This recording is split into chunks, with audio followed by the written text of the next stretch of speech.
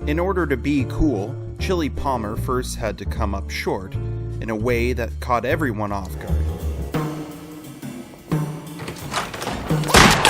Holy shit! Somebody call that fucking 111! Somebody call that fucking 111!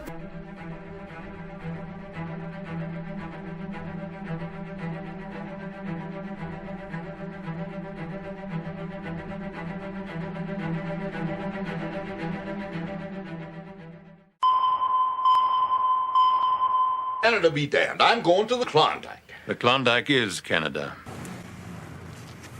Giorgio, you be doing just fine, brother. What makes a character cool? Is it their attitude, their style? Maybe it's the way they carry themselves or present themselves to others. Or perhaps it simply comes down to keeping your cool under pressure. Pressure? I'm the one who applied the pressure. It may be all of these things, or at least some of these things, but one thing in particular is the root of all of them: confidence. Speech patterns demonstrate a certain confidence in yourselves, in your opinions, your indifference to conventional views, just Like we don't give a shit. Yeah, kind of, yeah. Confidence can get a character just about anything, and win over just about anyone, including the audience. Although we have a hard time being won over if that character has to be angelic, but their goals and philosophy in attaining those goals have to morally align with our views. If they can do that, they're likely able to sit at the table with the cool kids. I trust you, Chili. I think you're a decent type of man, even if you are a crook. Oh, thank you. In my mind, it is Chili Palmer of 1995's Get Shorty who sits at the head of that table. How you doing? I'm Chili Palmer. For those who don't know, Get Shorty is the story of Miami loan shark Chili Palmer, who goes to Hollywood in order to collect a debt. While there, Chili rubs shoulders with numerous people, some within Hollywood, and some eager to get in. As he assists some and obstructs others, Chili slyly pitches a movie based on his recent events as a loan shark to anyone in Hollywood with interest and influence. I got an idea for a movie. John Travolta is the film's lead, and he gives such a dynamic performance here. The appeal of Chili Palmer and the reason Travolta makes him so cool is that he's more than just a wise guy strongarm who wants you to look at him. Look at me, Harry. I'm looking at you. I want you to keep looking at me right here. Well, that's what I'm doing. Harry, look at me. See your fucking bank statements? Hey, Ronnie, look at me. Leo, look at me. Martin, look at me. I am looking at you. Bear, look at me. You're not looking at me, Harry, Why do I have to keep looking at you? because I want you to.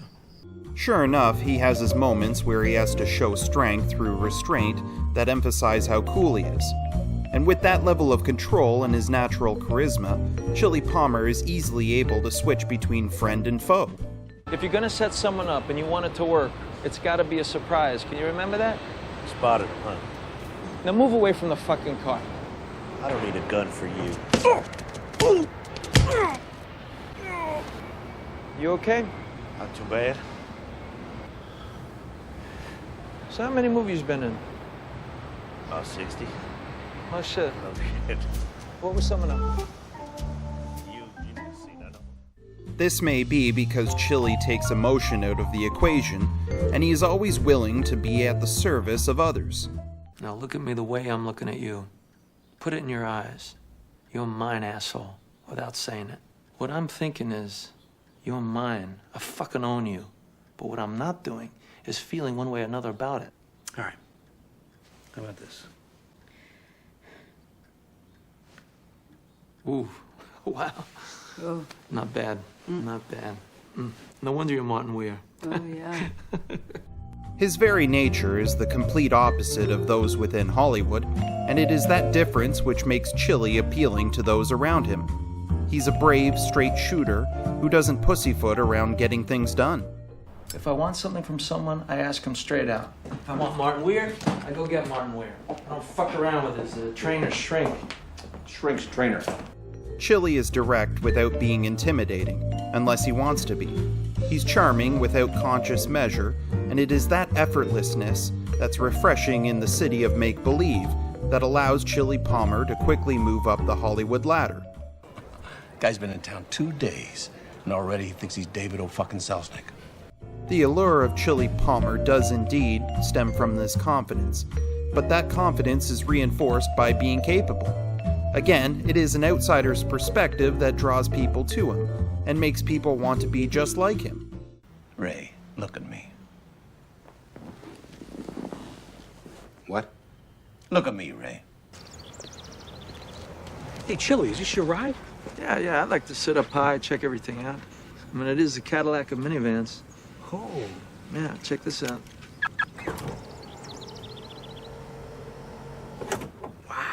You mind if I take it for a spin?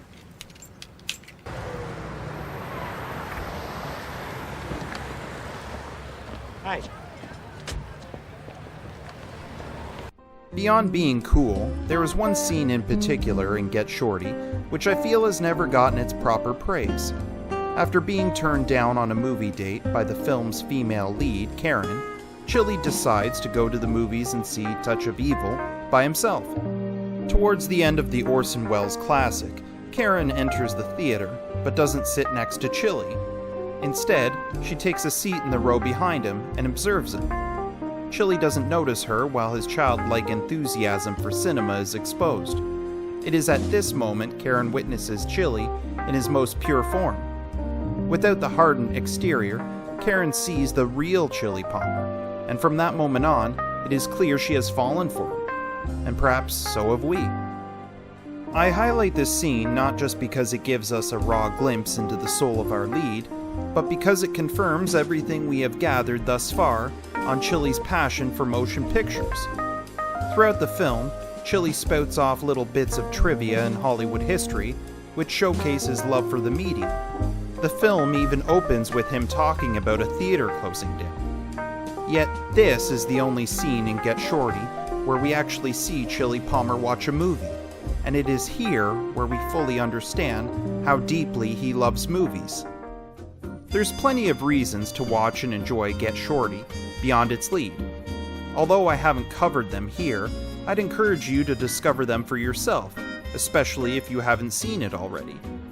And I'm well aware of Get Shorty's sequel, Be Cool, but I chose not to include it here because I wanted to limit the scope to this single film. I'm not gonna say any more than I have to, if that. Plus, I think that film recycles what worked in Get Shorty, yet did so with less potency. You may disagree with me on who's the coolest character in film, and that's okay. Please feel free to comment down below on who you think is. And if you do, that would be cool.